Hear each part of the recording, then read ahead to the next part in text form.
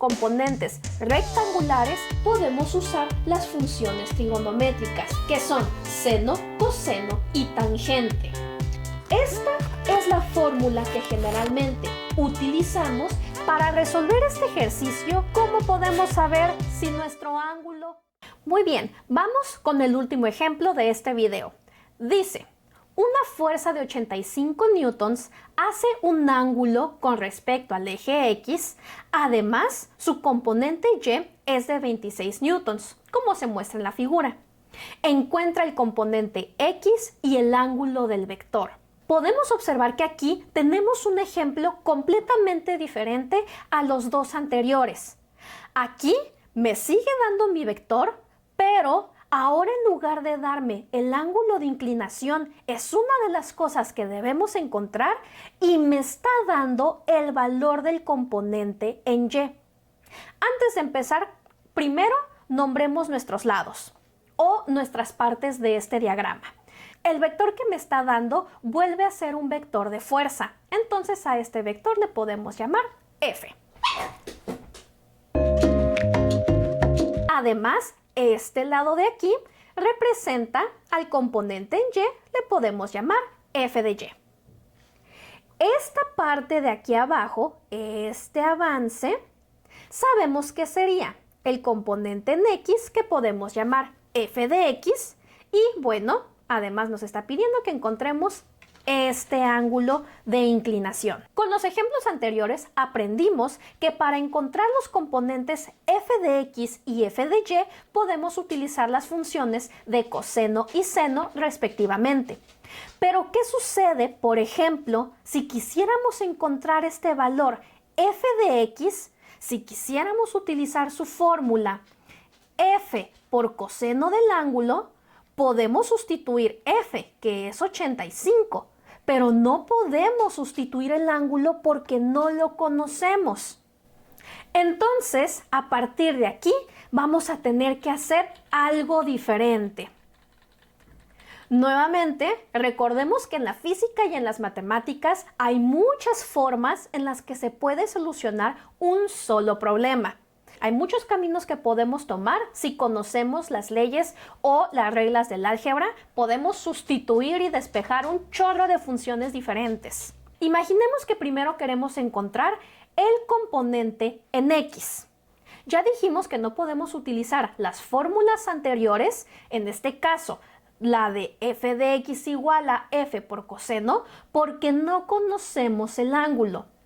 Entonces voy a tener que utilizar otra herramienta. Observemos, estamos buscando el tercer lado de nuestro triángulo rectángulo.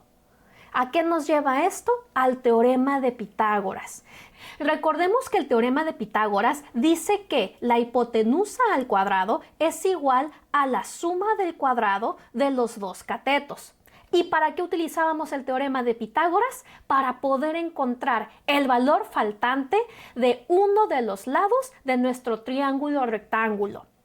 Así tal cual, generalmente utilizamos la fórmula para poder encontrar el valor de la hipotenusa, que en este caso sí conocemos la hipotenusa, pero no olviden que esta fórmula tiene otras variantes. Si nosotros buscábamos, por ejemplo, el cateto A, decíamos entonces que el cateto A es igual a c al cuadrado menos b al cuadrado.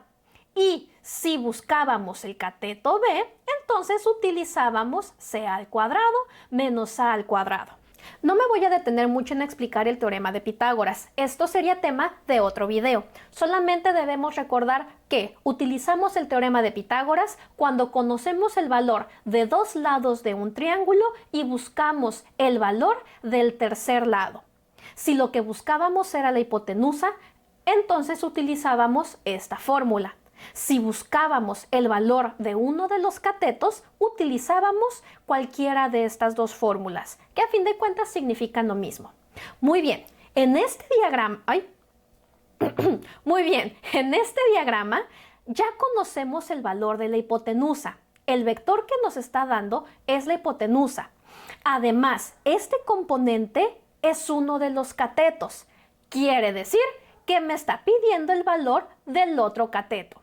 Utilizaríamos entonces el sentido o la lógica de estas fórmulas de aquí. Quedaría de la siguiente manera.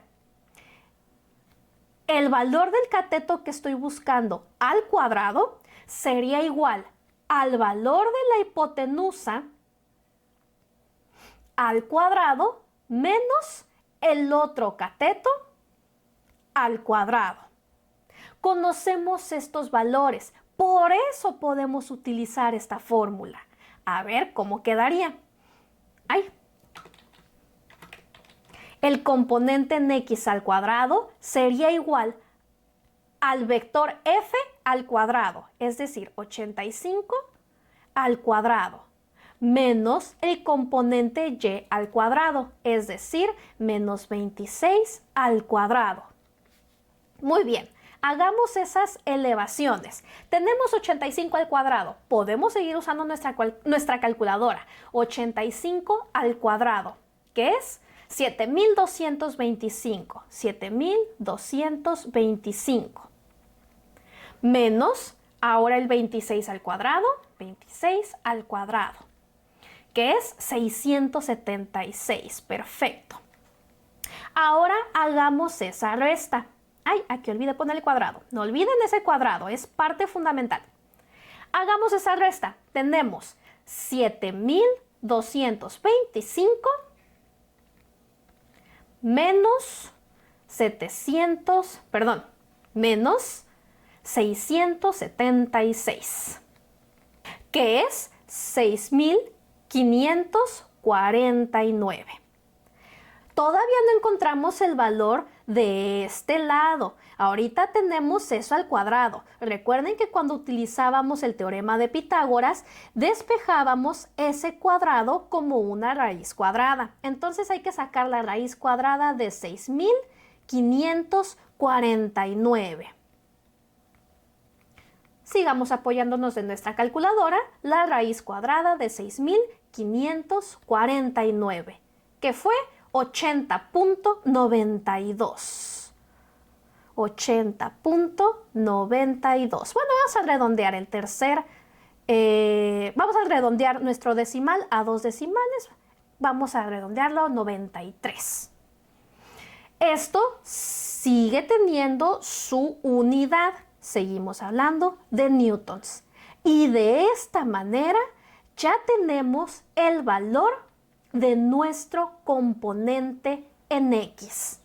Me falta ahora solamente el ángulo de inclinación. Generalmente cuando buscamos el ángulo de inclinación nos apoyamos de la función trigonométrica de tangente. Recordemos que tangente del ángulo es igual a la razón de comparación o la división del cateto opuesto entre el cateto adyacente. Y ya conocemos ambos. Si nosotros lo traducimos o lo sustituimos con la información de este problema, la tangente del ángulo sería igual al cateto opuesto, el que se encuentra aquí enfrente, que es f de y, entre el cateto adyacente, que es f de x. Conocemos nosotros ambos valores. Quiere decir que con esta fórmula sí podemos encontrar el valor del ángulo. Solamente hay que dejar completamente solo al ángulo. Vamos a despejar tangente. Recordemos que las funciones trigonométricas, su operación contraria va a ser tangente a la menos 1. Pasamos tangente al otro lado como tangente a la menos 1 de f de y sobre f de x. Y ya tenemos una tercera fórmula. Una tercera fórmula con respecto a las funciones trigonométricas. Muy bien, utilicemos esta fórmula para encontrar ese ángulo. El ángulo de inclinación va a ser igual a tangente a la menos 1 de f de y, que aquí está tal cual, 26 newtons, entre f de x, que ya lo encontramos. Lo voy a poner aquí. 80.93 newtons. 93. Muy bien. Apoyémonos en nuestra calculadora científica. No olviden que es pulsar Shift y TAN para tener esa función a la menos 1 de 26 entre, pueden usar esta tecla de aquí para poner su fracción, entre 80.93.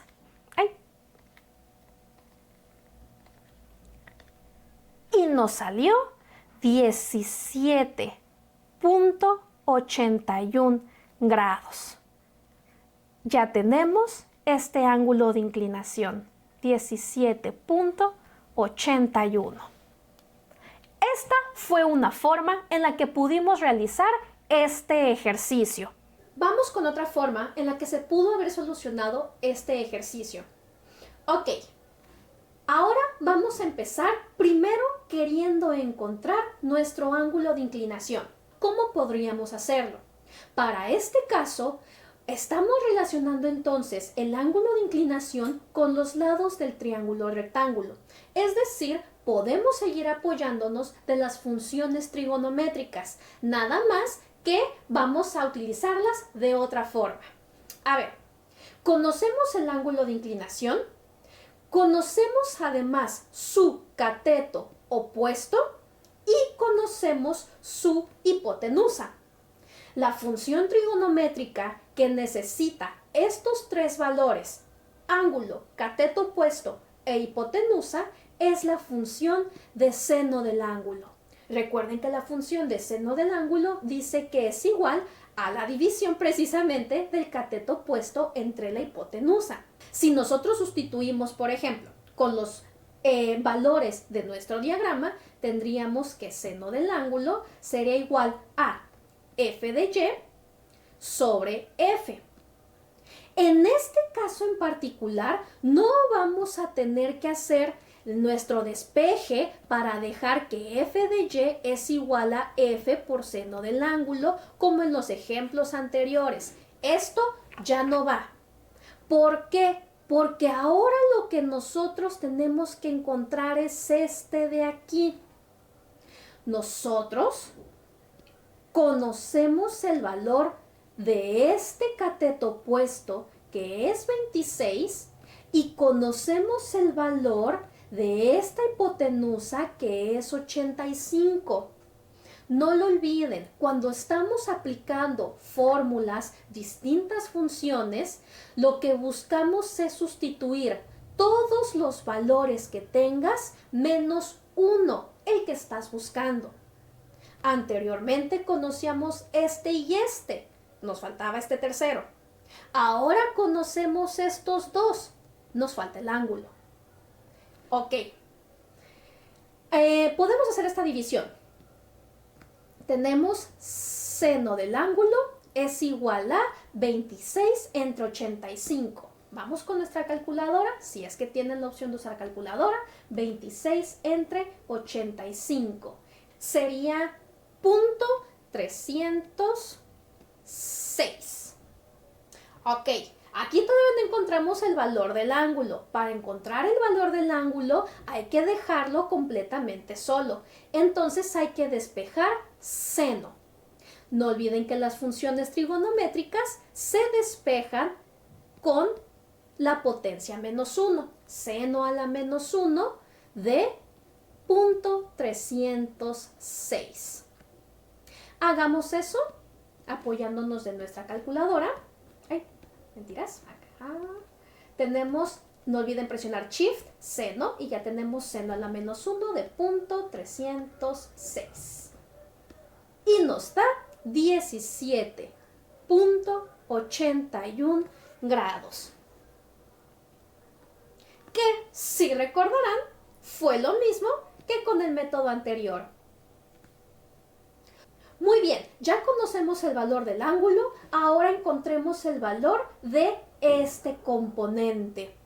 Seguramente a estas alturas muchos de ustedes ya vieron que como ya tenemos este ángulo, ya podemos utilizar la fórmula que utilizamos en los ejemplos anteriores, donde el componente en X va a ser igual al vector por coseno del ángulo.